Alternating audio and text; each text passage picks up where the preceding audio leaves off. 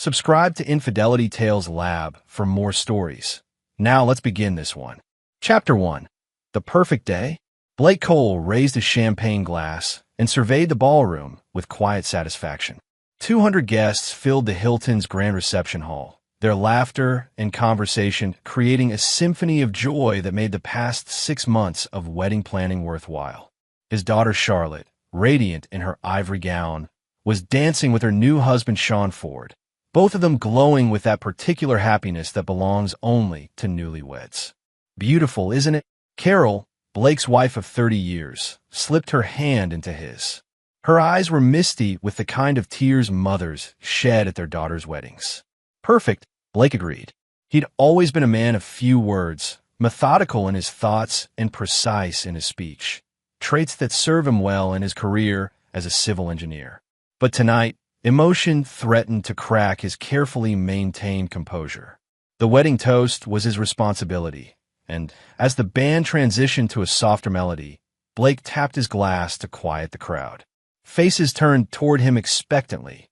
Family, friends, colleagues from his firm. Good people, all of them. People he'd protect with his life. Most of you know I'm not much for speeches, Blake began, earning a few chuckles from those who knew him well. I build bridges, design foundations, solve problems with mathematics and physics. But standing here tonight, watching my daughter marry this young man. He paused, glancing at Sean, who nervously straightened his bow tie. I'm reminded that the strongest structures aren't always made of steel and concrete. They're made of love, commitment, and family. The crowd murmured appreciation, and Blake continued. 8 years ago, I lost my brother Victor in a car accident. He was supposed to be here tonight, supposed to be my best man like I was his. Victor was a journalist, always chasing truth, always looking out for people who couldn't protect themselves. Blake's voice caught slightly. He would have loved this day. So Charlotte, Sean, this toast is for both of you and in memory of Uncle Victor. May your foundation together be unshakable. Glasses clinked throughout the room as guests echoed the toast. Charlotte wiped away tears and mouthed, "I love you, Dad," across the dance floor. The reception continued with increasing energy as the night deepened. By 1:45 a.m., Blake had loosened his tie and was contemplating the comfortable bed waiting in their hotel suite upstairs. Most guests had departed, but close family remained. Carol's sister Lorena and her husband, a few of Charlotte's college friends, and Sean's parents who'd flown in from Oregon. Blake stepped out onto the hotel's terrace for some air. The October night was crisp, and downtown Chicago sparkled below him. He thought about Victor, as he often did during significant family moments. His younger brother had been brilliant, fearless in ways Blake never was. Victor pursued danger while Blake calculated risks. Victor exposed corruption while Blake built skyscrapers. They'd been opposites who completed each other. The explosion that killed Victor had never sat right with Blake. The police called it a car malfunction, faulty gas line ignited by a spark. But Victor had just bought that car. And in his last phone call to Blake, 2 hours before he died, Victor had sounded scared. He'd said something about uncovering something big and promised to tell Blake everything the next day. That next day never came. Blake shook off the dark memories and checked his watch. 1:58 a.m. Time to call it a night. He headed back inside, navigating through the thinning crowd toward Carol, who was helping Charlotte gather her gifts. Then his phone rang. Blake glanced at the screen and felt the blood drain from his face. The caller ID displayed a name that shouldn't exist, Victor Berry. His brother's number, the one that had been disconnected 8 years ago, that Blake had never been able to bring himself to delete from his contacts. With trembling hands, Blake answered. "Hello, Blake." The voice was hoarse, aged, but unmistakable. "Where are you right now?" Blake's mind reeled. Hallucination? Prank? Impossible. "Who is this?" "It's me, brother." "Where are you?" I'm at the Hilton. The downtown Hilton." "Victor? How are you?" "Listen carefully." The voice was urgent, desperate. "Is the whole family there?" "Yes. We're at Charlotte's wedding reception." "Victor, how are you calling me?" "You died 8 years. Get everyone out of that building in 60 seconds. Blake froze. "What? 60 seconds, Blake?" Don't use the exits. They're rigged. Windows, fire escapes, anything but the main doors. I'll explain later. Move now. Victor, I don't understand. You don't have time. Victor's scream was primal, terrified. 50 seconds. I said now. Every instinct Blake had developed over 3 decades of engineering, of calculating stress points, anticipating failures, preparing for worst-case scenarios, suddenly activated. He didn't understand what was happening, but he recognized that tone. His brother wasn't joking. Blake sprinted toward the bandstand. Chapter 2, 60 seconds. Blake vaulted onto the small stage with surprising agility for a 53-year-old man, ripping the microphone from the confused bandleader's hands. His engineering mind was already calculating. 45 seconds remaining, approximately 60 people still in the ballroom, 4 fire escape exits, 2 emergency window ladders. Everybody listen. His voice boomed through the speakers, silencing all conversation. Confused faces turned toward him. This is not a drill. There's a gas leak in the main structure. We need to evacuate immediately. Do not use the main exits. Carol stared at him, confusion and trust warring on her face. Charlotte clutched Sean's arm. Blake locked eyes with his daughter and put every ounce of authority into his voice. Windows and fire escapes only. Move quickly, but don't panic. Hotel staff, open those emergency window exits now. For a heartbeat, nobody moved. Then Carol, bless her, understood that her husband of 30 years wouldn't do this without reason. You heard him. Charlotte, Sean, fire escape now. She began herding people toward the emergency exits. 30 seconds. Lorena grabbed her husband's arm and ran. Sean's father, a retired fire chief, immediately grasped the situation and began directing people with professional efficiency. 2 lines. Fire escapes on both sides. Leave everything. Guests abandoned champagne glasses and gift bags, moving with increasing urgency toward the emergency exits. The hotel staff, trained for such scenarios even if confused about the source, activated the window ladders and began assisting elderly guests. 20 seconds. Blake jumped off the stage and physically pushed people toward the exits. Faster. Come on. A bridesmaid in heels stumbled. Blake caught her and propelled her forward. The ballroom was clearing rapidly now, the crowd funneling through 4 different escape routes. Blake! Carol was at the east fire escape, holding the door open. Charlotte's out. Come on. Go. I'm checking for stragglers. Blake sprinted through the ballroom, checking behind the bar, under tables and the restrooms. Empty. Everyone was out. 10 seconds. Blake ran for the fire escape, where Carol had exited. His dress, shoes slipped on the polished floor, and he crashed into a table, sending centerpieces flying. Pain shot through his ribs, but he pushed forward. 5 seconds. He burst through the fire escape door, Carol reaching back for him from 3 floors below on the external steel staircase. Jump, she screamed. Blake leaped down half a flight of stairs, his hand grabbing the cold metal railing. 0. The explosion was apocalyptic. The entire front facade of the Hilton's 5th floor erupted outward in a cascade of glass, steel, and fire.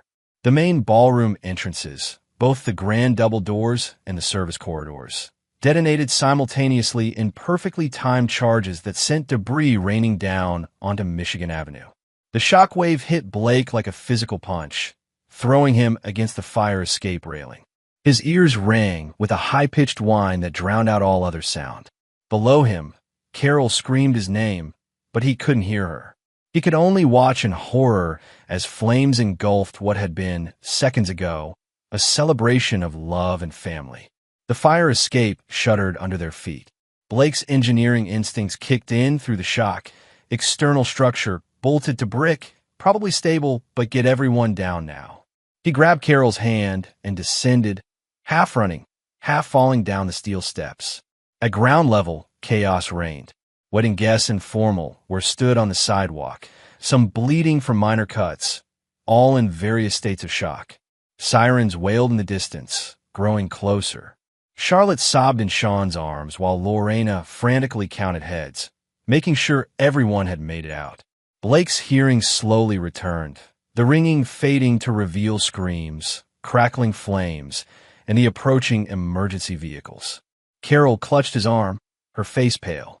"Blake, how did you know? What gas leak? How?" "Victor called me." Carol's expression shifted from confusion to disbelief. "What?" "Blake, Victor's been dead for 8 years." "I know what I heard, Carol." It was his voice. His number. Blake pulled out his phone with shaking hands to show her, but the screen was cracked from his fall, the phone dead. "Dad!" Charlotte pushed through the crowd, Sean close behind. She threw her arms around Blake, trembling. "Dad, you saved us. You saved everyone. How did you know?" Blake held his daughter tight, his mind racing. Over her shoulder, he scanned the growing crowd of onlookers, the arriving fire trucks, the police establishing a perimeter. He was looking for something, someone he knew had to be there. Then he saw him.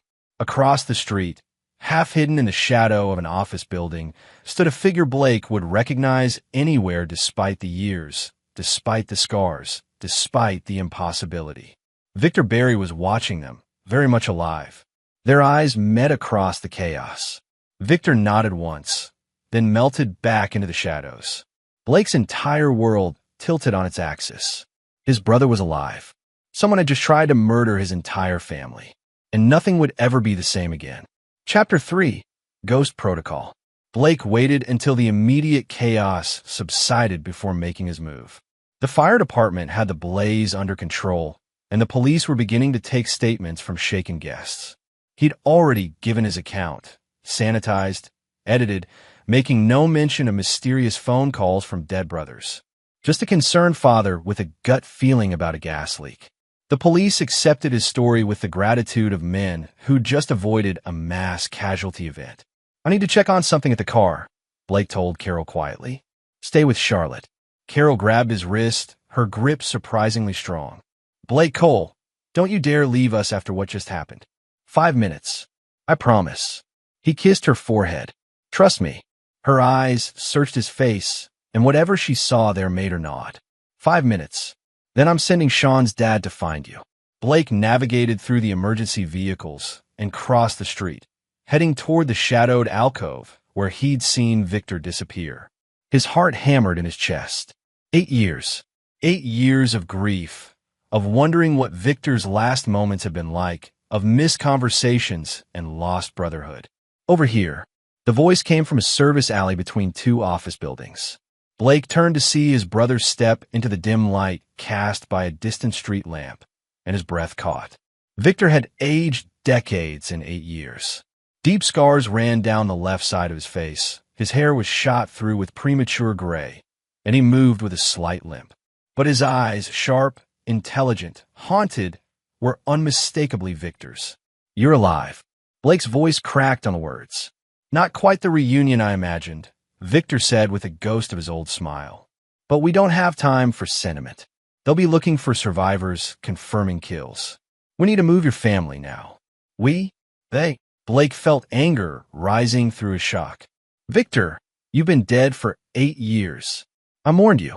Mom died thinking she'd lost her youngest son, and now you show up, my daughter's wedding explodes, and you want me to just—" "Blake!" Victor stepped closer, and Blake saw the pain etched in every line of his face. "You think I don't know what I cost you? Why cost all of you? I died every day for 8 years knowing you were all suffering because of choices I made. But I didn't have a choice. Not if I wanted you to actually stay alive." Blake's fists clenched. "Explain." "Now." Victor glanced over his shoulder, then back at Blake. "Not here. Get your family. Carol, Charlotte, Sean, Lorena, and her husband, anyone who was staying at the hotel. Tell them there's been a secondary gas threat, and the police want everyone relocated. Bring them to the Marriott on Harrison Street, room 412. I'll be waiting." And Blake. Victor's expression turned deadly serious. "Don't tell anyone I'm alive. Not yet. Not until I explain everything. I'm not taking my family anywhere until you tell me who just tried to kill them." Victor's jaw tightened. Gerard Daniels. The name meant nothing to Blake. "Who?" "The man who killed me 8 years ago." Victor's eyes went cold. "Or tried to." The man who just tried to finish what he started by taking out my entire family in one coordinated strike. A man who runs the largest human trafficking operation in the Midwest, and who I'm about to destroy. Blake staggered back. Human trafficking? Victor, what the hell did you get involved in? My job. Victor's voice was bitter. I was a journalist, remember? I investigated the story everyone else was too scared to touch. And now that story's coming full circle. Marriott, room 412, 30 minutes. Bring the family. I'll tell you everything. All the things I should have told you 8 years ago. Before Blake could respond, Victor had vanished into the alley's darkness, moving with a practiced stealth that spoke of years spent hiding in shadows. 35 minutes later, Blake herded his confused and frightened family into a nondescript hotel room across town. Carol had stopped asking questions after Blake's whispered confession in the car, "Victor's alive." Now she sat on the bed, holding Charlotte's hand, her face pale but determined. Sean stood protectively near his new wife, while Lorena and her husband Dan kept glancing nervously at the door. Blake had told them the minimum, a credible threat, police precaution, everyone needed to stay together tonight. A soft knock, then Victor entered using a keycard. The room fell silent. "Holy Christ," Lorena breathed. "Victor?" Charlotte gasped. Carol's eyes filled with tears. Dan reached for his phone instinctively. "Don't," Victor said quietly, his hand raised. "Please. No calls, no photos, no social media. For your own safety, I need you all to understand. As far as the world is concerned, I'm still dead. Mom died thinking you were gone," Carol said, her voice shaking with suppressed emotion. "Blake's been carrying that loss for 8 years. And now you just show up? Expect us to understand." "No." Victor's voice broke. "I don't expect understanding. I expect you to be angry. But I'm praying you'll listen, because your lives depend on it." Blake moved to the center of the room. "Then talk. Tell us everything. And it better be the truth, Victor, or so help me." "It is." Victor sat heavily in a chair, suddenly looking exhausted. 8 years ago, I was investigating a story about missing women. Young women, mostly immigrants, who were disappearing from Chicagoland without a trace. The police weren't interested. Transient population, people assumed they'd moved on. But I found a pattern. He pulled out a worn folder from his jacket, spreading photos across the hotel desk. Blake recognized his brother's old methodology, the obsessive documentation, the connecting threads. Gerard Daniels, successful businessman, philanthropist, runs the Daniels Foundation, supposedly helping at-risk youth. In reality, he's been running a trafficking operation for 15 years. The foundation is a hunting ground. He identifies vulnerable women, promises them help, then ships them to buyers across the country. Maybe international. I never got that far in the investigation. "Jesus," Sean breathed.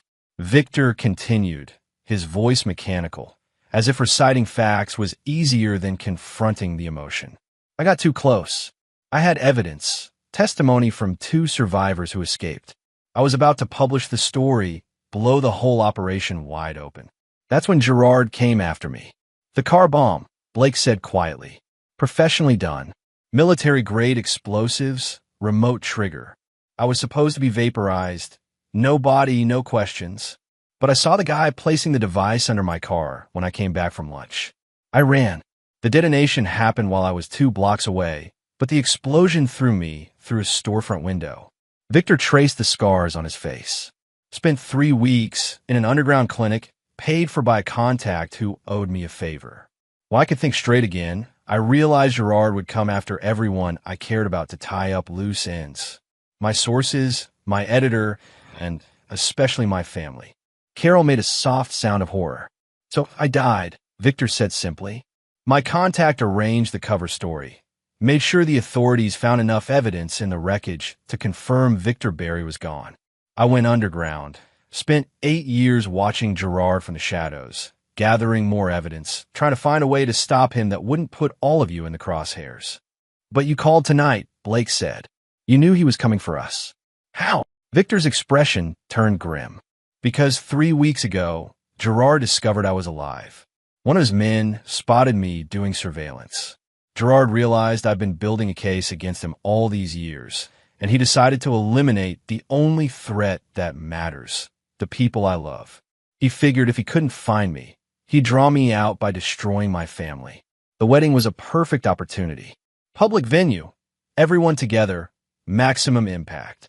Charlotte made a strangled sound. He tried to kill all of us? Because of you. The accusation hung in the air. Victor flinched but didn't look away. Yes, and I take full responsibility. But right now, we don't have time for guilt. Gerard knows the attack failed. His men will have reported that casualties were minimal. He'll regroup, come at us differently, which means we have a narrow window to act. Act. Blake's voice was sharp. Act how?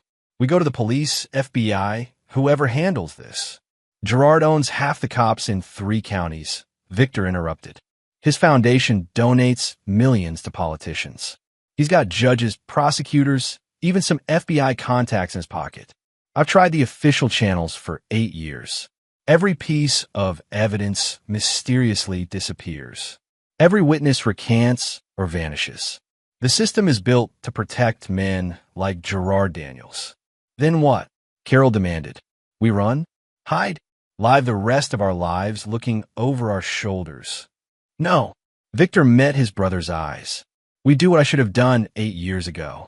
We destroy him completely. But I can't do it alone. Blake, I need your help. Blake looked at his wife, his daughter, his family, all of them looking to him for answers, for protection, for a solution to a nightmare that had invaded their lives. 8 years ago, he'd lost his brother. Tonight, he nearly lost everything. He thought about foundations, how he'd spent his career building structures that could withstand tremendous pressure, that protected the people inside from external threats. His family was his foundation, and that foundation had just come under attack. Blake Cole wasn't a soldier or a spy. He was an engineer, but engineers solve problems. They analyzed weaknesses, calculated solutions, and built things that lasted. Tell me everything, Blake said quietly. Every detail about Gerard Daniels, his operation, his weaknesses, and then we're going to do what I do best. Victor leaned forward. What's that? Blake's expression hardened. We're going to bring his entire foundation crashing down. Chapter 4, Sins of the Past. The hotel room transformed into a makeshift command center as Victor spread out 8 years of accumulated evidence. Blake sent Charlotte, Carol, and the others to get some rest in an adjoining room. What they were about to discuss wasn't for everyone's ears. Start from the beginning, Blake said, settling into investigator mode. Not the sanitized version. Everything. Victor took a breath and began to unspool the full story. It started with a missing persons case in 2017. A college student named Maria Torres vanished from Northwestern's campus. Her roommate told police Maria had been excited about a volunteer opportunity with some youth foundation.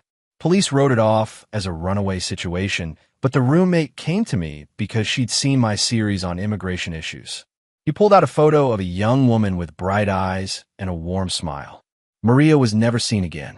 But when I started digging, I found 6 other women with similar stories over 3 years, all approached by representatives from the Daniels Foundation, all promised jobs or education opportunities, all vanished. Blake studied the photographs Victor laid out. Young women, most of them in their late teens or early 20s, all with similar vulnerable circumstances. His stomach churned. Gerard Daniels inherited his father's construction company at 25. Victor continued. Turned it into a multi-million-dollar empire. By 30, he'd started the foundation supposedly to give back. That's when the disappearances started. He uses the foundation's outreach programs to identify targets, young women who are isolated, maybe undocumented, definitely desperate. His people offer help, then deliver them straight into the trafficking pipeline. How does he move them without being caught? Construction company, Victor said grimly. Gerard still owns Daniels Construction. They've got contracts all over the Midwest, office buildings, industrial parks, residential developments. He uses construction trucks, supposedly moving equipment and materials. Who checks what's in a construction vehicle? He's got regular routes, legitimate business covering his transport network. Blake's engineering mind immediately grasped the elegance of the scheme. He uses the construction logistics as cover. Different sites in different cities, constantly moving, legitimate paperwork. Exactly. By the time I figured it out, I'd identified at least 23 victims over 6 years. But I couldn't prove the connection between the missing women and Gerard directly. Then I found Brittany. Victor pulled out another photo, this one showing a woman with haunted eyes and a defiant expression. Brittany Sanford. She escaped from one of Gerard's holding facilities, an abandoned warehouse his company supposedly owned for equipment storage. She made it to a women's shelter, scared out of her mind, but willing to talk. She gave me everything. Descriptions of Gerard's men, details about the operation, even saw Gerard himself once when he came to inspect his merchandise. Blake felt rage building in his chest. Where is she now? Victor's silence was answer enough. Gerard found her 3 days before I was going to publish. Victor said quietly. Made it look like an overdose. That's when I knew I was playing against someone with reach and resources beyond anything I'd anticipated. When the car bomb happened 2 days later, I understood Gerard didn't just want the story killed. He wanted everyone connected to it erased. So you fake your death to protect us. I didn't have a choice, Blake. If Gerard thought I had family who might continue my investigation, he'd have killed you, Carol, Mom, all of you. At least if I was dead, you were safe. Gerard had no reason to come after you until he discovered you were alive. Victor nodded. 3 weeks ago, I got careless, thought I'd covered my tracks better. One of Gerard's men spotted me photographing a warehouse transfer. They traced my safe house, found my research. Gerard realized I'd spent 8 years building an even bigger case against him. Blake stood and paced the room, his mind processing the information. You said you tried official channels. What happened? Everything disappeared. I'd compile evidence, create anonymous tips, feed information to FBI, field offices, state police, anyone who might act. But Gerard's got people everywhere. Evidence vanishes from evidence lockers. Witnesses change their stories. Investigations get quietly closed. The few honest cops who try to pursue it found themselves transferred or pressured to back off. What about federal agencies? Surely trafficking investigation units are underfunded and overwhelmed, Victor finished. And Gerard's smart.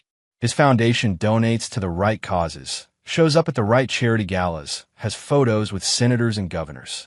He's built a public image of a philanthropist while running an empire built on human suffering. The few times anyone got close, his lawyers buried them in paperwork and defamation threats. Blake stopped pacing. You mentioned he was planning to leave the country? In 1 week. Gerard's made his money. The attention is getting too hot, and now with me alive and his attempted hit failing, he knows his time is running out. He's got a final shipment scheduled, 12 women already acquired, being held at a facility I haven't been able to locate. After that delivery, he disappears to a country with no extradition treaty, living like a king off his blood money. So we have 1 week. Less. After tonight's failure, Gerard will accelerate his timeline. He'll try to tie up loose ends, meaning us, while finalizing his exit. Victor met his brother's eyes. Blake, I know what I'm asking. You got a family, a career, a life. You shouldn't have to. He tried to murder my daughter on her wedding day. Blake interrupted, his voice cold. He's destroyed dozens of women's lives. And he took 8 years of my brother's life. So don't tell me what I should or shouldn't do. Victor's expression softened with gratitude. What are you thinking? Blake moved to the desk, studying the map of Gerard's known properties that Victor had compiled. His engineers, I immediately began analyzing patterns, identifying weaknesses. You've been investigating Gerard like a journalist, gathering evidence, looking for proof. That's why you failed. Then how do we approach it? Blake's smile was cold. We treat him like a structural problem. Every building has a failure point. Every foundation has a weakness. We find Gerard's critical vulnerabilities, and we apply pressure until his entire operation collapses. But first, we need to understand the full structure of what we're dealing with. He turned to his brother. I need everything you have, property records, financial documents, personnel files, delivery schedules, every scrap of information you've collected.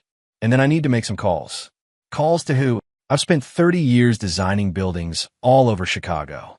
I know contractors, developers, city inspectors, people who know which projects are legitimate and which are fronts. Gerard uses construction as cover? Then it's time to take advantage of my connections in that industry. For the first time in 8 years, something like hope flickered in Victor's eyes. You really think we can stop him? Blake thought about Charlotte's face twisted in fear, about all the women whose photos covered the desk, about his brother's scars and lost years. Gerard Daniels built his empire by hiding in plain sight, using legitimate business to cover monstrous crimes.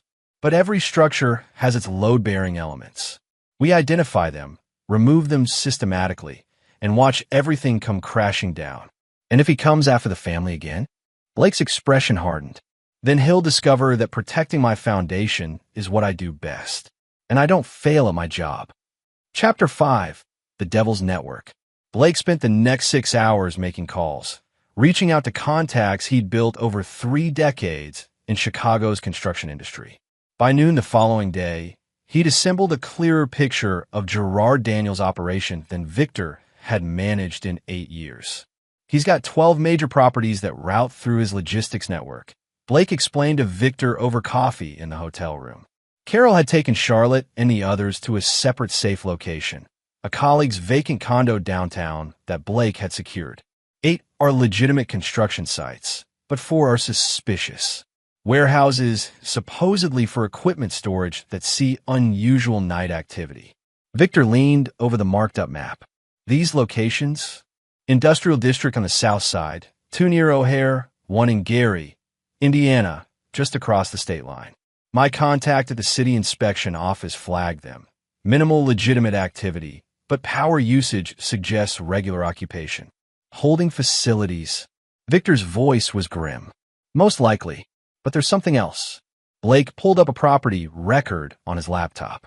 Gerard filed permits last month for equipment transfer to a private airfield in Joliet. My friend at the county planning office says the permit includes transport of secured containers. Victor's eyes widened. The final shipment. That's how he's moving them out before he flees. Which means the women are probably already being held somewhere nearby, ready for transport. Blake's jaw tightened. We need to find that facility.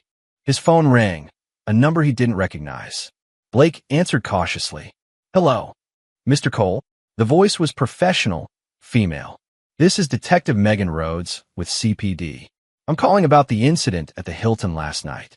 I need to ask you some follow-up questions. Blake's eyes met Victor's, who immediately tensed. Of course, Detective. Is there a problem? Just some inconsistencies we're trying to resolve. Security footage shows you received a phone call immediately before the evacuation. Could you tell me about that call? Blake's mind raced. Just my wife, checking on something from the hotel suite. Interesting, because your wife's phone records show no call to your number at that time. And the ballroom's cellular log captured an incoming call from a number registered to your deceased brother, Victor Berry. Can you explain that? The room went silent. Victor was already moving, gathering his evidence into a go-bag. Detective, Blake said carefully, I'm not sure what technical glitch you're seeing, but my brother died 8 years ago. Perhaps there's a number reassignment issue. Perhaps. Rhodes didn't sound convinced. Mr. Cole, I'm going to need you to come down to the station for a formal statement. Where are you currently? I'm with my family at a private location. After last night's trauma, we felt safer away from the hotel. Understand. I'll need that address. Blake made a decision. Detective, I appreciate your thoroughness, but I'm not comfortable giving our location over the phone after someone just tried to blow up my daughter's wedding. If you'd like to meet somewhere public. The line went dead. Blake slowly lowered the phone. We've got a problem. Rhodes is one of Gerard's people, Victor said, already halfway to the door. I've seen her name in connection to several closed investigations. She's probably tracking this call. Might have already triangulated our location. Then we move. Now, Blake grabbed his jacket and the evidence Victor had collected. But first, we warned Carol and Charlotte. If Gerard's people tracked us, they'll be looking for them too. They made it to the parking garage when Blake's phone buzzed with a text from an unknown number. I know you're helping your dead brother. Smart move saving everyone last night. But now you've made this personal. We have unfinished business, Mr. Cole. Let's resolve it like gentlemen. Below the text was a photo that made Blake's blood run cold. Charlotte, Carol, Sean, and Lorena walking down a street near the condo. Someone was following them. Someone very close. They found them, Blake breathed. Victor grabbed the phone, his face draining of color. That's near the safe house. Blake, we need to. Blake was already running for his car, Victor close behind. They peeled out of the parking garage, Blake's hands white-knuckled on the wheel as he navigated Chicago traffic with controlled aggression. Call Carol, Blake ordered. Tell her to get everyone inside. Lock the doors. Don't answer for anyone. Victor made the call, but it went straight to voicemail. He tried Charlotte's phone, same result. They're not answering. Blake's mind was calculating. 15 minutes to the condo in traffic, maybe 10 if he pushed it. Too long. Gerard's people were already there, had probably been watching the building waiting for Victor and Blake to show up. We're walking into a trap, Victor said quietly. I know. Blake's jaw was set. But they got my family. We don't have a choice. There's always a choice. Blake, if we go in there, Gerard will have us all. We should call the real police, FBI, someone. And by the time they decide whether or not to believe us, my wife and daughter are dead. Blake's voice was cold. No, we go in, but we go in smart. He pulled over 2 blocks from the condo and killed the engine. From the glove compartment, he retrieved a small toolbox, the engineer's emergency kit he always carried. Basic tools, flashlight, utility knife, some wire. Victor watched him with surprise. You planning to build our way out? I'm planning to use what I know. Blake's mind was already analyzing the condo building structure. He consulted on its design 3 years ago, knew its layout intimately. The building has a service entrance that connects to the parking garage through a maintenance corridor. We can get in without using the main entrance. And then what? Then we see what Gerard really wants. Blake met his brother's eyes. He could have killed them already if that was his goal. He wants us, which means he'll negotiate. And while he's talking, I'll be looking for weaknesses in his position. You sound like you've done this before. I haven't. But every negotiation is about leverage. We find ours, we survive. We don't. We at least go down protecting our family. They approached the building from the back, using the service entrance. Blake remembered. The door was unlocked, a bad sign, meant for their access. Someone was expecting them. The maintenance corridor was dimly lit and empty. Blake led the way, moving as silently as possible, his heart hammering. Behind him, Victor moved like a ghost. Years of hiding having taught him stealth Blake couldn't match. They reached the residential hallway. Blake could see the condo door, apartment 412, standing slightly ajar. Another invitation. Another trap. Blake tested the adjacent apartment's door. Locked. He pulled out his utility knife and a length of wire, manipulating the simple lock with practiced efficiency, a skill he'd picked up during his early career doing building inspections. The apartment was empty, recently vacated by the look of it. Blake moved to the adjoining wall with the target condo and pressed his ear against it. Voices. He could hear Gerard Daniels speaking, his tone cultured and reasonable. And Carol's voice, tight with controlled fear, answering his questions. Can you see anything through the wall? Victor whispered. Blake shook his head. But then he remembered, during the building's design phase, they'd included modular wall panels for easy utility access. He ran his hands along the wall surface until he found what he was looking for, a removable access panel, painted over but still functional. Working quietly, Blake used his tools to loosen the panel, revealing a narrow gap between walls for electrical conduits. Through the gap, he could see into the adjoining condo. The sight made his blood boil. Carol, Charlotte, Sean, Lorena, and Dan were seated on the living room couch, watched by 3 armed men. And standing in the center of the room, looking every inch the successful businessman in his tailored suit, was Gerard Daniels himself. Gerard was in his early 50s, handsome in a cold way, his silver hair styled perfectly. He held a glass of what looked like expensive scotch and was speaking to Carol with the casual friendliness of a dinner party host. Unnecessarily dramatic, don't you think? Gerard was saying. I simply wanted to have a conversation with your husband and his brother. After all, Victor and I have unfinished business, and Blake has now inserted himself into our little dispute. By saving his family from your bomb. Carol's voice was sharp despite her fear. Gerard smiled. A misunderstanding. Things escalated beyond my original intent. I'm actually quite impressed with Blake's quick thinking. Civilian engineers don't typically demonstrate such crisis management skills. It suggests your husband has hidden depths, Mrs. Cole. Blake watched through the narrow gap, his mind racing. 3 armed men, Gerard, 5 hostages. Direct assault was suicide. But the room's layout. He studied the structure, the support beams visible through the walls, the emergency sprinkler system, the electrical panel near the door. Victor touched his shoulder and mouth. What's the plan? Blake pointed to his watch, then held up 5 fingers. In 5 minutes, something was going to happen. He just had to figure out what. Gerard checked his own watch. Blake should be arriving soon. Your husband strikes me as the protective type. I imagine he's outside right now, trying to determine the safest approach, which is why I'm going to make this simple. He moved to Charlotte, who flinched as he approached. Sean started to rise, but one of the armed men pressed a gun to his head, forcing him back down. Your daughter is beautiful, Mrs. Cole. Newly married, her whole life ahead of her.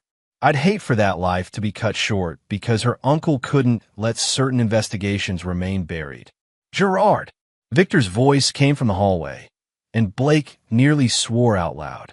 His brother had stepped into the open, hands raised. I'm here. Let them go. Gerard's smile widened. The ghost returns. 8 years, Victor. You've been quite the thorn in my side, and now you've dragged your family into our business. That was unwise. Through the gap, Blake watched Gerard nod to one of his men, who moved toward the door to retrieve Victor. This was it, his moment. The man would open the door, creating a brief distraction. Blake's hand moved to the electrical panel beside him. These older buildings, he knew, had a quirk. The fire suppression system was tied to the same circuit breaker as the overhead lights. Overload one, trigger the other.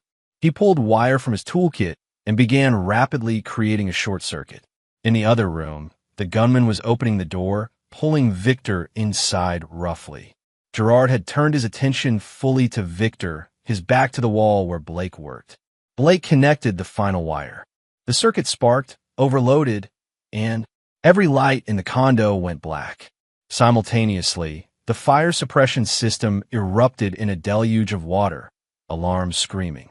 Blake was moving before the sprinklers fully activated, smashing through the weakened access panel and rolling into the dark, soaking chaos of the condo. Chapter 6. The Engineer's Blueprint. Chaos erupted in the darkness.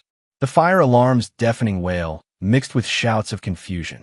Blake's eyes, already adjusted from the dim corridor, gave him a crucial advantage.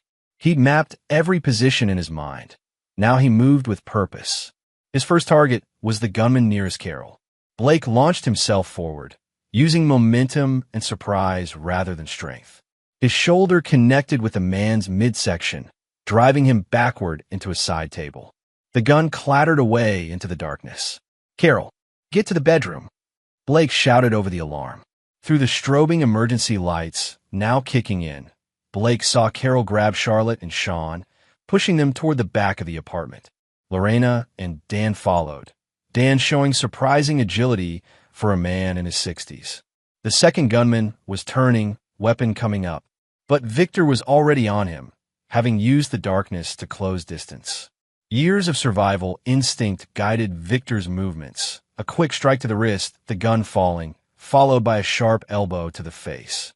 Gerard Daniels remained calm in the chaos, backing toward the apartment's main door. The third gunman moved to cover him, professional and controlled despite the confusion. Impressive, Mr. Cole, Gerard called out, his voice cutting through the noise. But ultimately pointless. This building is surrounded by my people. You've locked yourself in a cage. Blake didn't answer. He was already moving toward the electrical panel, the real one this time, visible in the emergency lighting. If Gerard had people surrounding the building, then the play wasn't to escape, it was to bring help to them. Blake! Victor's warning came too late. The first gunman had recovered and tackled Blake from behind, driving him hard into the wall. Pain exploded through Blake's ribs, but his hand shot out, fingers closing on the building's emergency system. Not the fire alarm he'd triggered, but the actual panic button installed per Chicago building codes. He slammed it hard. In police and fire stations across the district, a priority alert would now be broadcasting. Active emergency at this address. Occupants in distress. Immediate response required. The gunman was pulling Blake away from the wall when a lamp base crashed into his skull. Carol stood behind him, breathing hard, the lamp trembling in her hands. "That's my husband." Blake had never loved his wife more than in that moment. Gerard's composure finally cracked. Enough. He moved toward Charlotte, his own pistol now drawn. Everyone stops, or the girl dies. The room froze. Gerard had Charlotte by the arm, gun pressed to her temple. She was soaking wet from the sprinklers, mascara running, but her eyes were fierce rather than frightened. Her father's daughter. "Here's what's going to happen," Gerard said, his cultured voice gone cold. "Victor is going to come with me. So is Blake. You're going to hand over every piece of evidence you've collected, and then you're going to disappear. Truly disappear this time. If I ever hear from either of you again, your family dies. All of them. I've got photos, addresses, every detail of their lives. You'll never be able to protect them forever." Blake's mind raced, calculating angles, distances, possibilities. Then Charlotte spoke, her voice steady despite the gun at her head. "Dad, Mom said to trust you, that you always have a plan." Those words changed everything. Blake met his daughter's eyes and saw complete faith there. She believed he would save her. He couldn't let her down. "Victor," Blake said quietly, "the evidence we compiled. Where is it?" Victor caught something in Blake's tone. "In my bag. The blue duffel by the door." "Get it." Blake turned to Gerard. "You want the evidence? You'll get it. But then you let them all go. You get what you want. We disappear. You finish your exit plan. Everyone lives." Gerard studied him. "You're not in a position to negotiate. Neither are you." Blake's voice was calm. "In about 3 minutes, Chicago PD and CFD will be rolling up to a building that's blaring emergency signals. Are you really prepared for that conversation?" Uncertainty flickered across Gerard's face. In the distance, sirens were already audible, growing closer. Victor retrieved the duffel and brought it to Gerard. 8 years of evidence. Witness statements, financial records, trafficking routes, property documentation. Everything you're looking for. Gerard glanced at the bag, momentary greed overtaking caution. His grip on Charlotte loosened fractionally as he reached for the evidence. It was the opening Blake needed. Charlotte dropped. His daughter didn't hesitate. She went limp, pure dead weight, dropping straight down. Gerard's grip, prepared to hold a standing person, lost control. Charlotte hit the floor and rolled away. Blake was already moving. 3 decades of climbing construction sites had kept him fit. He closed the distance to Gerard in 2 powerful strides, his hand clamping on Gerard's gun wrist, forcing it upward. The pistol discharged into the ceiling, the sound deafening in the enclosed space. They grappled, Blake using leverage rather than strength, just as he'd done with the gunman earlier. He twisted Gerard's wrist sharply, applying pressure to the joint with precision born from understanding angles and force distribution. The gun clattered free. Victor had grabbed Charlotte, pulling her to safety. The third gunman raised his weapon, but Dan, Carol's mild-mannered accountant husband, threw something that hit him square in the face. A fire extinguisher from the wall. "I've had enough of this," Dan muttered. Blake drove Gerard backward, slamming him against the wall. Gerard's composure shattered completely. "You idiot. You have no idea who you're dealing with. I've got judges, politicians, entire police units in my pocket. You can't touch me." "Maybe not," Blake said, breathing hard. "But I can slow you down. I can make your life difficult. And most importantly, I can make damn sure you never touch my family again." The sirens were right outside now, feet pounding up the stairs. Gerard's eyes went calculating. "This isn't over. You want to play games? I'll show you what real power looks like. Your wife's dental practice? Her medical license can be questioned. Your daughter's new husband. I see he works for a tech startup. I have friends in venture capital who could ruin that company. Your engineering firm? I can make it so no one in Chicago will work with you. I will systematically destroy everything you've built while staying completely legal and untouchable. Blake's expression didn't change. He pulled out his phone and held it up, showing the voice recording app that had been running. You just confessed to human trafficking, attempted murder, and about a dozen corruption charges. On the record, Gerard's face went white. I'm an engineer, Blake said quietly. I think 3 steps ahead. I plan for failure points, and I record everything.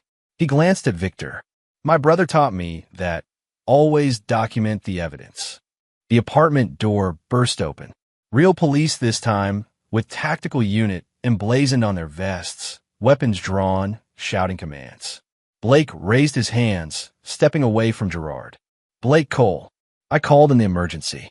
That man is Gerard Daniels, wanted for human trafficking, attempted murder, and bribery of public officials. My phone has a recorded confession. There are 3 armed men here who are his employees. The lead officer took in the scene. The soaking wet apartment, the scattered guns, the beaten gunman, and Gerard Daniels looking furious and trapped. Sir, I'm going to need everyone to put their hands where I can see them, the officer said, but his weapon had subtly shifted toward Gerard's men rather than Blake's family. As the police began sorting through the chaos, Gerard caught Blake's "I won last time."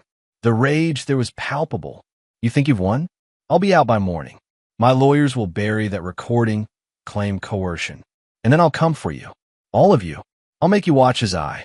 Detective. A new voice cut through the commotion. A woman in a dark suit pushed through the tactical team. FBI. Nobody moves. Blake felt a moment of fear. Was this another of Gerard's contacts? But the woman's eyes, when they met his, were sharp and honest. She looked at Gerard Daniels with an expression of satisfaction. Gerard Daniels, I'm Agent Danielle Peck with the FBI. We've been building a case against you for 2 years. Thanks to you threatening this family in front of witnesses and on recording, we finally have enough for an arrest warrant. She nodded to the tactical team. He's ours. Cuff him.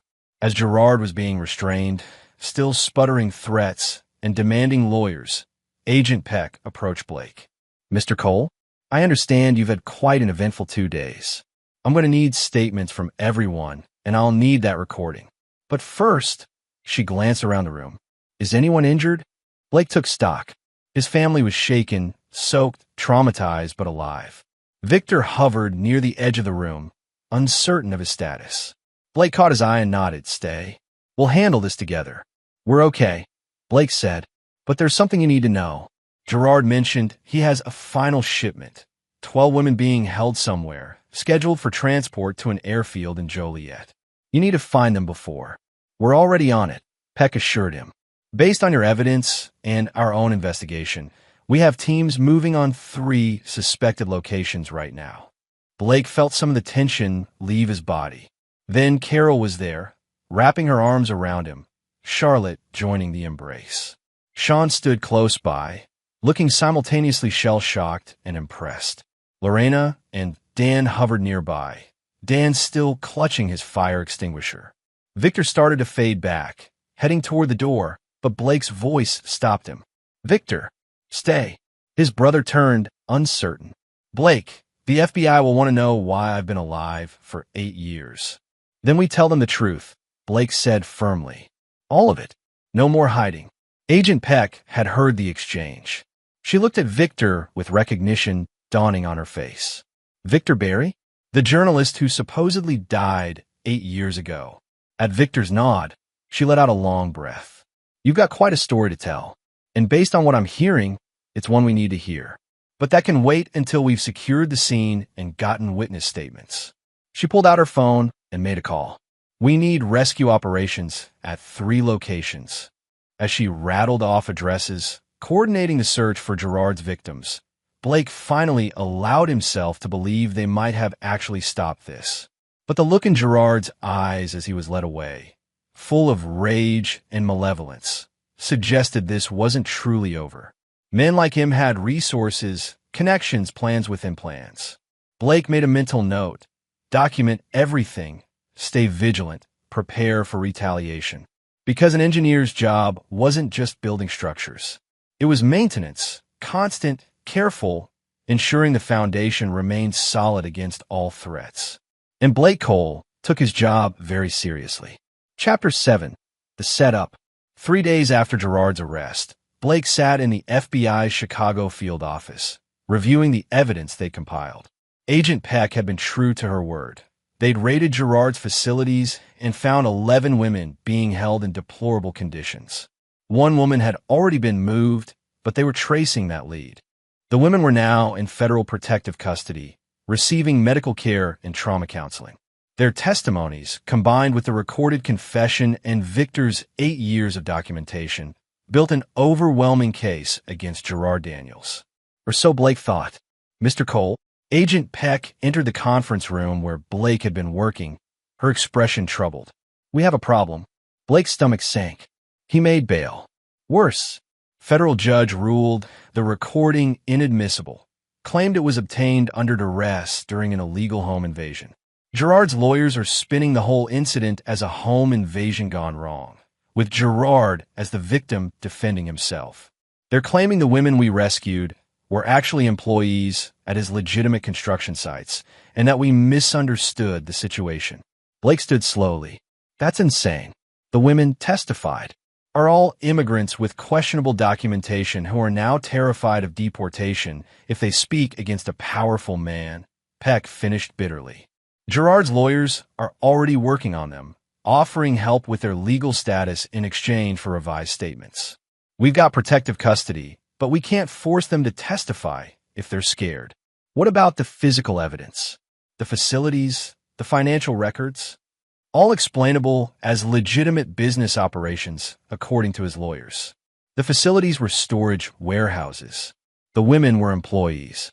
The unusual financial movements were business expenses. Peck's frustration was evident. Gerard's been building a legal firewall for 15 years. Every piece of damning evidence has a plausible alternative explanation. Blake felt fury rising. So he walks free? For now. We're still building the case, interviewing witnesses, but she hesitated. Blake, I need to be honest with you. Gerard Daniels has power. Real, systemic power. Even with your brother's evidence and our investigation, there's a significant chance he beats this in court. Blake was silent for a long moment, processing this information. Then, what happens if he does? Peck met his eyes. Then he disappears. Flees to a non-extradition country. Lives out his life in luxury, while dozens of women's lives remain destroyed and dozens more fall victim to whoever takes over his operation. And your family. She didn't finish the sentence. She didn't need to. Blake returned to the safe house where his family was staying, a true FBI safe house this time, with armed agents providing security. Victor was there, looking healthier after 3 days of real rest and regular meals. Carol was making lunch with Charlotte's help, trying to maintain some normalcy. Blake. Victor looked up as his brother entered. What did the FBI say? Blake relayed the conversation with Peck. The room fell silent. So we did all this for nothing, Charlotte said quietly. He still wins. No. Blake's voice was firm. He doesn't get to win. Victor studied his brother's face. Blake, what are you thinking? Blake moved to the table where they'd spread out Gerard's information. Agent Peck said Gerard has power. Legal power. But what Victor discovered is that Gerard's real power comes from staying hidden, maintaining his respectable facade. Strip that away, and what does he have? A criminal empire, Victor said. Connections, resources, dangerous men willing to do violent things. Exactly. Blake's mind was working like it did when he approached a complex engineering problem. Agent Peck said if Gerard beats this case, he'll flee the country. When? She mentioned his lawyers are pushing for a hearing in 5 days. If the judge dismisses the charges, Gerard will probably disappear within hours. Then we have 5 days. Blake pulled out a notepad and began sketching. Not building plans this time, but something different. A flowchart of Gerard's operation, identifying key vulnerabilities. Carol moved closer. Blake, what are you planning? Gerard's leaving the country because he knows his legal protections are crumbling, Blake said, still writing. But he's not just going to disappear. He needs to secure his money, tie up loose ends, probably exact some revenge on people who caused him problems, namely us. You think he'll come after us again? Charlotte asked, fear creeping into her voice. I'm counting on it. Blake looked up. Victor, Gerard's final shipment. The 12 women who were supposed to be moved to Joliet. The FBI rescued 11. Where's the 12th? Victor pulled out his laptop and accessed his files. According to my last intel, she was moved 3 days before the wedding. I lost track of her in Gerard's logistics network. She's leverage, Blake said. Gerard knows the FBI is watching him, knows his usual facilities are compromised. He'll be keeping her somewhere unexpected, somewhere he thinks we won't look. And he'll use her as insurance. If things go south, he'll offer to reveal her location in exchange for a deal. Agent Peck's words echoed in Blake's mind. We can't force witnesses to testify if they're scared. But what if they weren't scared? What if Gerard's power structure completely collapsed before the hearing? Victor, you spent 8 years studying Gerard's operation. You said he has corrupt cops, judges, politicians in his pocket. How does he maintain that network? Blackmail mostly, Victor said. Gerard's people gather compromising information on anyone who might be useful. Photos, recordings, financial irregularities. He stores it all as insurance, keeps people in line. Where? I never found out. It's his most closely guarded secret. Probably multiple backup locations, digital copies in secure servers. Blake's mind raced. If Gerard's blackmail material was exposed, if all those corrupt officials suddenly had their crimes revealed publicly, Gerard's protection network would evaporate. He'd be isolated, vulnerable, and the women would feel safer testifying, Carol added, catching on to Blake's logic. If the people who could hurt them were exposed and neutralized. But we don't know where he keeps that information, Victor pointed out. I've tried for years to find it. Blake smiled coldly. We don't have to find it. We just have to make Gerard bring it to us. He pulled out his phone and looked at the contact information Agent Peck had provided. Gerard thinks he's won. He thinks his lawyers will get him free and he'll disappear with his money and his secrets intact. But what if he suddenly believed all his secrets were about to be exposed? What if he thought someone had found his blackmail archive? He tried to secure it, Victor said slowly. Move it somewhere safe before he flees. Or destroy it, Blake added, which means he'd have to go to wherever it's stored. And we'd be waiting. Charlotte leaned forward. Dad, you're talking about setting a trap. But how do you make Gerard believe his secrets are compromised? Blake's smile widened. We're going to tell him. Victor, you've got contacts in Gerard's organization, right? People who fed you information over the years. A few. Low-level employees, people with guilty consciences. Perfect. We leak information that the FBI has a source inside Gerard's inner circle. Someone who's revealed the location of his blackmail archives. We make it noisy enough that Gerard will hear about it through his remaining connections. He'll panic, Victor said, excitement growing in his voice. He'll go to secure his insurance, not trusting anyone else to handle it.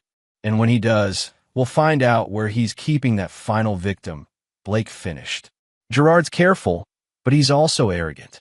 He'll think he's smarter than us, think he can handle this threat personally. And that's when we'll have him. Carol looked worried. Blake, this sounds incredibly dangerous. You're talking about deliberately provoking a man who's already tried to kill us twice. I know. Blake took her hands. But if we don't do this, Gerard walks free. He disappears, and we spend the rest of our lives looking over our shoulders, wondering when he'll send someone to finish what he started. Or worse, he replaces himself with someone even more dangerous, and the trafficking continues. So we end this, Charlotte said firmly. On our terms. Victor stood and moved to his brother's side. I've been fighting Gerard for 8 years alone. I failed, but together. He met Blake's eyes. Together, maybe we can actually stop him. Blake nodded and turned to his family. This is going to be risky. Illegal, definitely. I need everyone to understand what we're about to do. If things go wrong, they won't, Carol interrupted, because you won't let them. You saved us at the Hilton at the safe house. You'll save us again. That's what you do, Blake. You protect your foundation.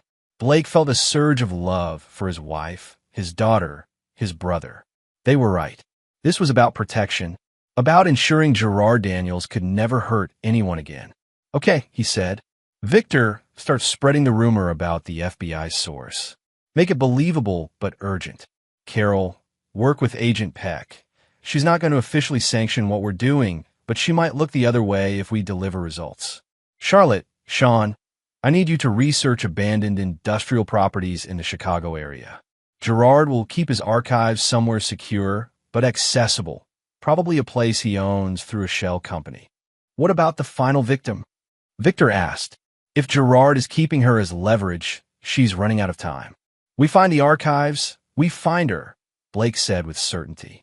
Gerard will keep his most valuable assets in the same location, his blackmail material and his human leverage. It's efficient, and Gerard is nothing if not efficient. Over the next 2 days, they executed the plan. Victor's contacts spread whispers through Gerard's fractured organization. FBI has a source. The blackmail files are compromised. They know everything. The rumor mill churned, growing more exaggerated with each retelling. Blake watched for signs that Gerard had taken a bait. And on the 3rd day, Agent Peck called with news. Blake, something's happening. Gerard Electronics are dark. He's gone off-grid, not using his usual phones or computers. His lawyers are frantic, can't reach him. And a traffic camera caught his car heading south on I-94 toward Indiana at 2 a.m. this morning.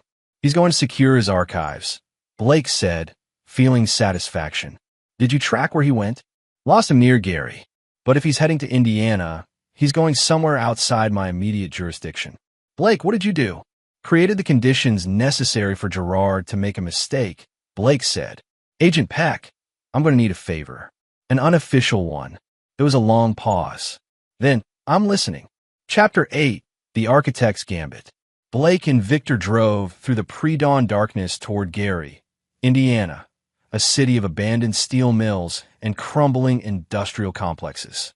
Charlotte's research had identified 3 properties registered to Gerard's shell companies in the area, 2 former warehouses and an abandoned manufacturing facility. The manufacturing plant, Blake said, studying the property schematics on his tablet. It's the most defensible, largest structure, and Gerard's company supposedly bought it for future development 8 years ago. Never developed anything, Victor noted. Perfect place to hide secrets. They'd left Carol and Charlotte at the safe house. Blake had drawn the line at bringing his family into direct danger. But Sean had insisted on coming, and Agent Peck had reluctantly provided them with GPS tracking devices and a suggested route that kept them a safe distance from official FBI operations. The abandoned manufacturing facility loomed against the morning sky, a massive concrete structure, 5 stories tall, windows mostly broken, exterior weathered by years of neglect. Gerard's car was parked near a side entrance, alone. He came solo, Victor observed. No backup. He doesn't trust anyone else with this, Blake said, which works for us. They approached carefully, Blake's engineers, analyzing the structure. The main floor would be too exposed. Gerard would set up in a more secure location, somewhere he could control access, with multiple exit routes if needed. Basement level, Blake decided. That's where I'd put high-security storage. Underground, concrete walls, limited entry points. They found a service entrance, a heavy metal door that Blake manipulated open using his tools. Inside, the facility was a maze of rusted machinery and collapsed corridors.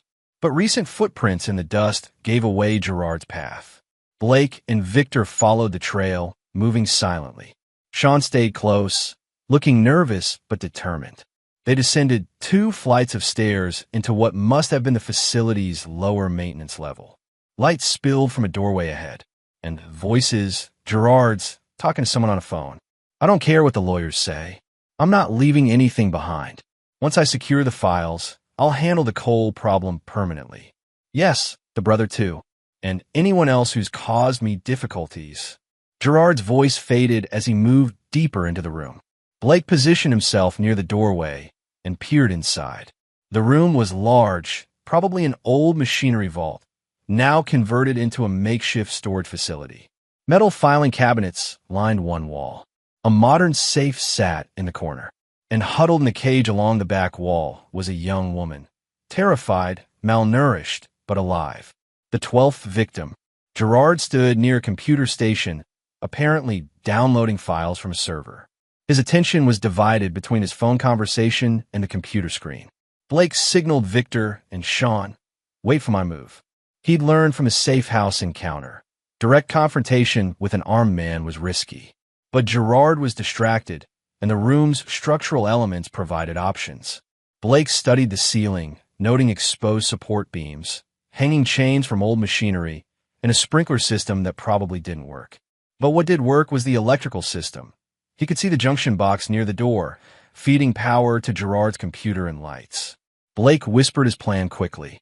Victor nodded, understanding immediately. Sean looked terrified, but game. Blake's hand moved to the junction box. He counted down silently. 3, 2, 1.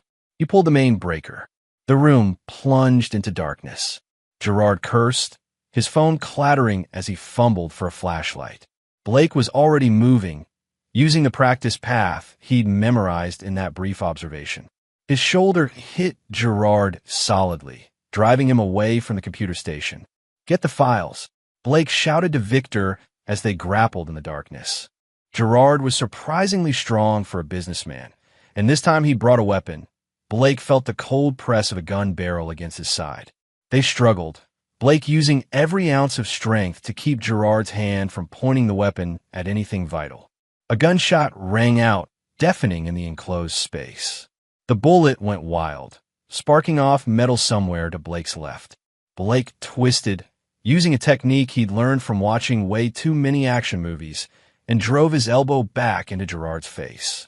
He felt something crunch. Nose or teeth, he couldn't tell. Gerard screamed and fell back. Blake grabbed for the gun, his hand closing on Gerard's wrist. They crashed into a filing cabinet, folders exploding everywhere. Light suddenly flooded the room. Victor had found a backup power switch. Blake saw Gerard's expression, twisted with rage and pain, blood streaming from his shattered nose. The gun was still between them, both men gripping it.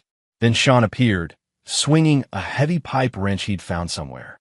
The wrench connected with Gerard's arm, not hard enough to break it, but enough to loosen his grip. Blake yanked the weapon free and stumbled backward, breathing hard. "It's over, Gerard," Blake said, the gun now pointed at the man who'd tried to kill his family. Gerard laughed, a bitter, broken sound. "Over? You have no idea what you've done. Those files." He gestured toward the computer where Victor was frantically downloading data. "Contain evidence that will destroy dozens of powerful people. Judges, politicians, police chiefs. When they find out you have that information, they'll come after you with everything they have. You've just made yourself a bigger target than I ever was. Then I guess we'll have to release it all publicly," Blake said calmly. "Every file, every piece of blackmail, every dirty secret. Let the whole corrupt system collapse and rebuild from honest foundations." Gerard's expression shifted to shock, then fury. "You wouldn't dare. The chaos. Chaos is better than letting men like you operate in the shadows," Victor said, pulling a USB drive from the computer. "I've got everything. Financial records, blackmail files, trafficking routes, communication logs. It's all here." Blake moved to the cage where the woman was held. "Sean, get her out." Sean worked on the lock while Blake kept the gun trained on Gerard. The woman emerged, shaking but ambulatory. Victor helped support her. "Blake," she whispered. "Thank you." He said no one would come, that everyone had forgotten about us. Blake's jaw tightened. He looked at Gerard with pure contempt. "How many? Over the years, how many women like her?" Gerard said nothing, but his silence was answer enough. Sirens echoed in the distance, growing closer. Agent Peck had apparently decided this operation was worth official attention after all. "Sounds like the cavalry's arriving," Blake said. "Gerard Daniels, you're about to face consequences you can't bribe or blackmail your way out of. And this time, there's nowhere to run." But Gerard's expression had turned calculating despite his situation. "You think the FBI will protect you? With what I know, what I've documented about federal agents, prosecutors, even judges in this district, you're dead men walking. Both of you. And your families." Blake's control snapped. He lowered the gun and drove a hard punch directly into Gerard's face, sending him sprawling. "That's for threatening my family." Again, Gerard lay on the floor, dazed, blood pooling beneath his head. Blake stood over him, breathing hard, knuckles aching. "Blake!" Victor's warning came just as Blake heard footsteps behind him. Multiple people, moving fast. FBI agents burst into the room, weapons drawn. "Drop the weapon. Hands where I can see them." Blake carefully placed Gerard's gun on the floor and raised his hands. "Blake Cole, Agent Peck knows I'm here. That man is Gerard Daniels, wanted for trafficking and attempted murder. The woman is his victim, and my brother has evidence on that computer of multiple felonies." Agent Peck pushed through her team. She took in the scene. Gerard bleeding on the floor, Blake standing over him, the rescued woman, Victor clutching the USB drive. "Blake," she said tiredly, "we're going to have a long conversation about civilian interference in federal investigations."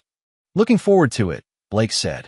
"But first, that USB drive contains evidence of corruption throughout the Chicago legal system. Gerard's been blackmailing public officials for years. You're going to want to secure that before anyone else knows it exists." Peck's eyes widened slightly. She understood the implications immediately. "Victor, give me that drive. Now." As Victor handed over the evidence and agents began securing Gerard and helping the rescued woman, Blake felt the adrenaline finally fading. They'd done it. Actually stopped Gerard Daniels. But Gerard's words echoed in his mind. "You're dead men walking." Chapter 9. The Final Foundation. The next 72 hours were a whirlwind of FBI debriefings, witness statements, and watching Gerard's empire systematically collapse on the news. The USB drive's contents had been secured, and Agent Peck's superiors made the strategic decision to expose it all. Every corrupt official, every piece of blackmail, every dirty secret Gerard had accumulated. The fallout was unprecedented. 3 judges resigned. A dozen police officers were indicted. 2 state senators were arrested. The corruption reached deeper than anyone had imagined, and the public outcry was deafening. Gerard Daniels was denied bail again, this time by a judge who hadn't been compromised.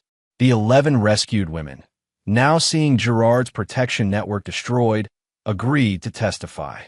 The 12th woman, whose name was Rose Decker, became a key witness with detailed knowledge of Gerard's operation. Blake sat in the FBI conference room, exhausted, watching the news coverage with Agent Peck.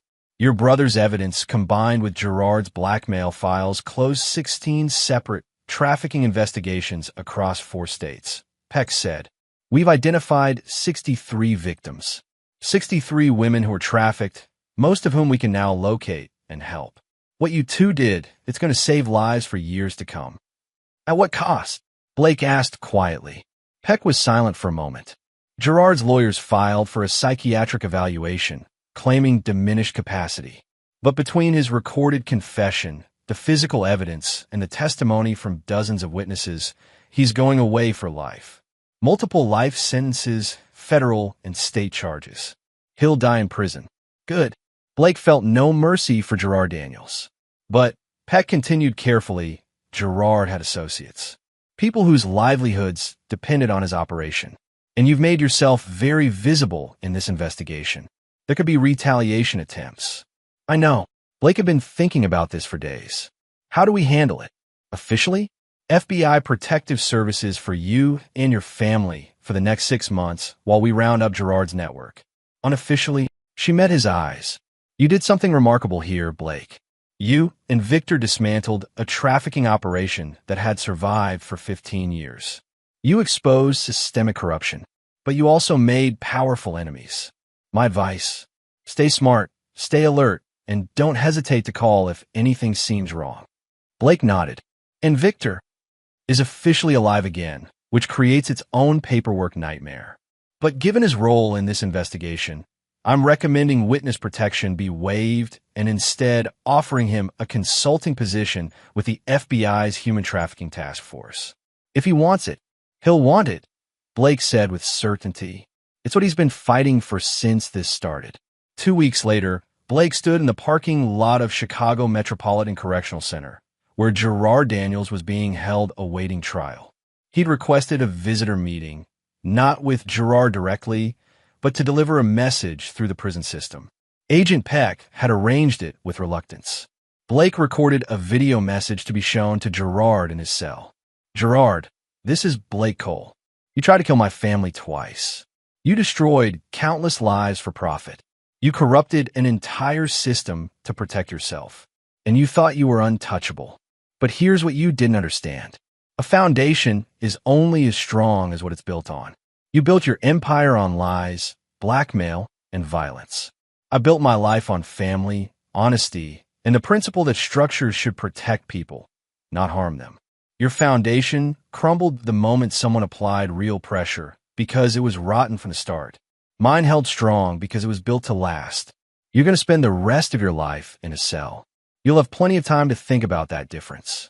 And every day you sit there, I want you to remember that you were beaten by a civil engineer who cared more about protecting his daughter than you cared about anything in your miserable life. You lose, Gerard, completely and forever. Blake ended the recording and handed the device to Agent Peck. Make sure he sees that. She smiled slightly. With pleasure. 3 months after Gerard's arrest, Blake stood at the altar of his daughter's second wedding reception, a small, intimate gathering with just close family and friends. Charlotte and Sean had wanted a do-over, a celebration not marked by terror and violence. Blake raised his glass for a toast, looking around the faces he loved. Carol, beautiful and strong, who'd held their family together through everything. Charlotte and Sean, young and resilient, already planning their future.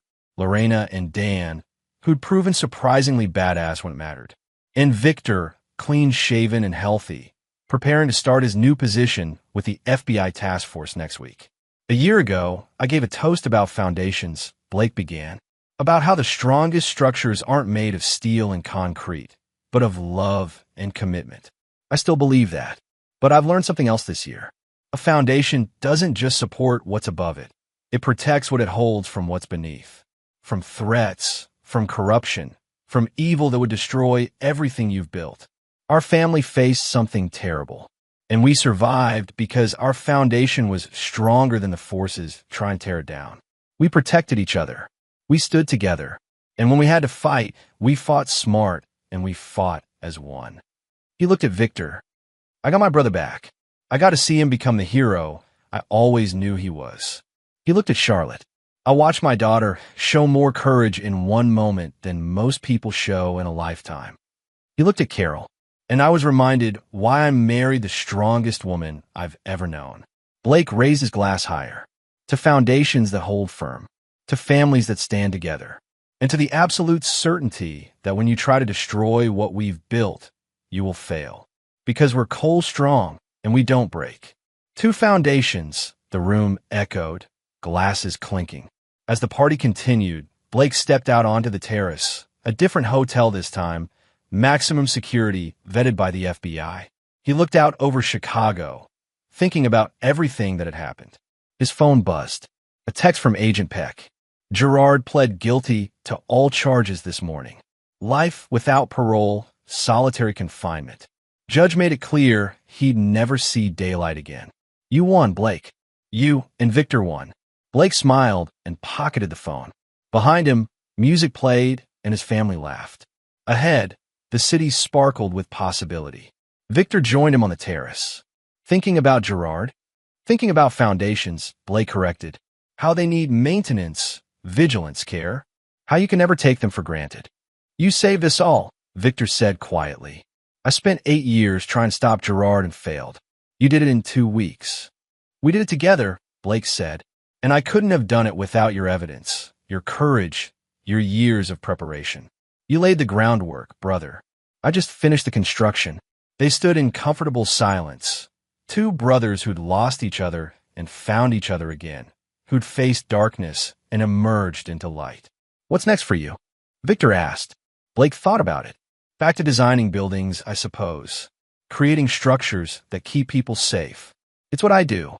And if something like this happens again, if someone threatens the foundation, Blake's expression hardened, then I'll do what I did to Gerard. I'll find their weaknesses, exploit their failures, and bring everything they've built crashing down. Because that's what engineers do. We understand stress points. We know how to make things stand strong and how to make them fall. He turned to his brother.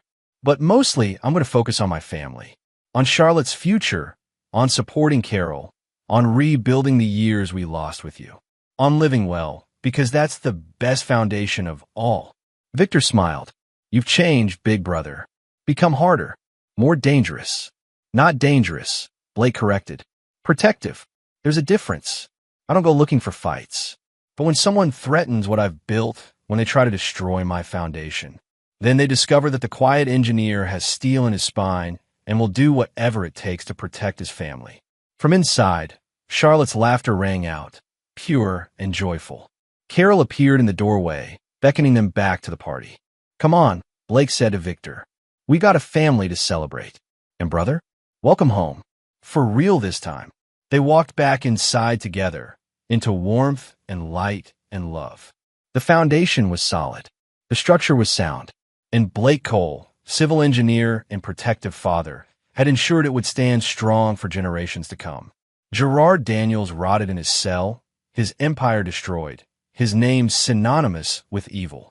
And every night, as Blake kissed his wife and checked on his daughter and exchanged texts with his brother, he felt satisfaction knowing that justice had been served. The foundation held, and that was all that mattered. Epilogue. 6 months later, a brief news item appeared on page 8 of the Chicago Tribune. Gerard Daniels, convicted human trafficker, found dead in his cell at Metropolitan Correctional Center. Preliminary investigations suggest cardiac arrest, though authorities are investigating possible foul play given Daniels' high-profile status and numerous criminal associates who may have wanted him silenced. Daniels, 52, was serving multiple life sentences for trafficking, corruption, and attempted murder. Blake read the article over morning coffee. Carol glanced at the paper and raised an eyebrow. Interesting timing. Is it? Blake said mildly. Heart attacks happen in prison. Stressful environment. Uh-huh. Carol wasn't buying it. You wouldn't know anything about that, would you? Blake met his wife's eyes. Gerard Daniels died alone, abandoned by his associates, his empire destroyed, his name ruined. Whether his heart gave out naturally or someone decided to tie up a loose end, the result is the same. The world is better without him. He folded the paper and stood. I've got a site inspection at the new children's hospital downtown. They want my opinion on the foundation work. Of course they do, Carol said with a slight smile. You're very good with foundations. Blake kissed her forehead. The best, actually. I'll make sure they're unshakable. As he drove to the work site, Blake thought about Gerard's death. He'd made no phone calls, initiated no contacts, taken no actions. But Agent Peck had mentioned that some of Gerard's former criminal associates, the ones whose operations had been exposed when his empire fell, were particularly unhappy about their losses. Prisons had long memories and longer reaches. Sometimes foundations collapsed under their own weight. Sometimes they needed a small push from the right angle. And sometimes, when someone had threatened your family, destroyed lives, and shown no remorse, you simply stepped back and let the consequences of their own actions catch up with them. Blake Cole built foundations. He didn't need to destroy Gerard Daniels directly. Gerard had done that to himself the moment he decided Blake's family was an acceptable target. The engineer pulled into the hospital construction site, checked his plans, and got to work ensuring the building would protect the children inside for the next 100 years. Because that's what foundations were for: protection, strength, and endurance. And Blake Cole's foundation, his family, his principles, his determination, would stand forever. And there you have it. Another story comes to an end. What did you think? I'd love to hear your thoughts in the comments below. If you enjoy this story, consider joining our community by subscribing. It means the world to us. For more stories like this one, check out the recommended videos on screen. And I'll see you there.